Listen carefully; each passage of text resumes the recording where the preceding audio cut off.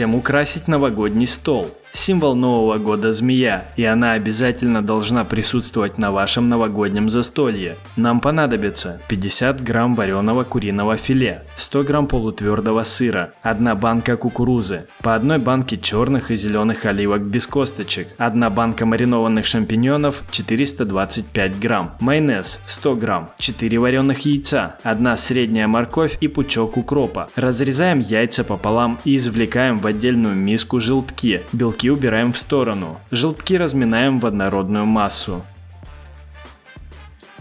Натираем сыр на крупной терке и смешиваем с желтками.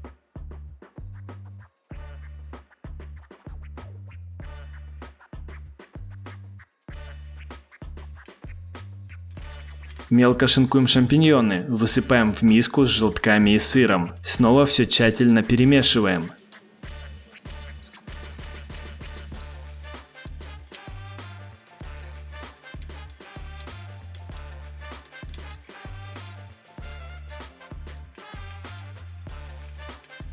В получившуюся массу рвем на мелкие волокна куриное филе. Можно мелко порезать ножом, но в первом варианте будет более приятная текстура. Добавляем в миску 50 грамм майонеза и 1 банку кукурузы. Все тщательно перемешиваем, можно даже руками вымесить как тесто.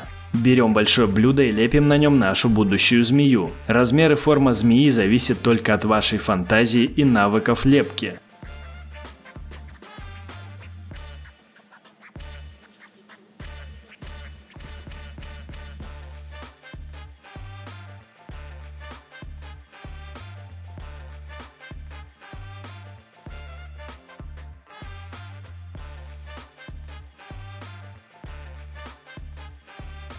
Натираем белок на мелкой терке и смешиваем его с 50 граммами майонеза. Обмазываем каркас змеи сверху равномерным слоем.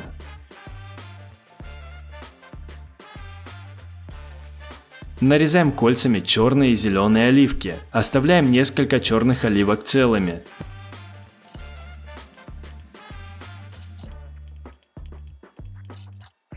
Выкладываем оливки в виде чешуи змеи по всей поверхности. Делаем нашу змею полосатой, поэтому чередуем черные и зеленые оливки. Можно покрыть змею только зелеными оливками.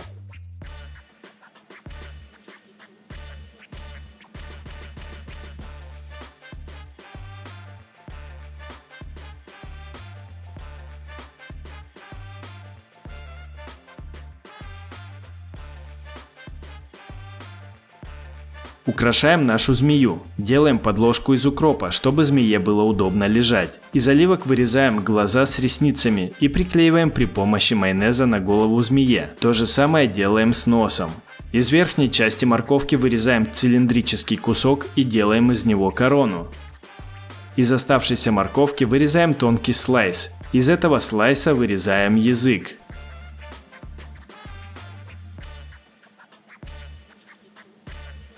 Наш салат «Змея» готов. Напиши в комментариях, как тебе такая идея салата для новогоднего стола. Обязательно поставь лайк и подпишись на канал. И помни, если ты не готовишь над жерлом вулкана, то это не адская кухня.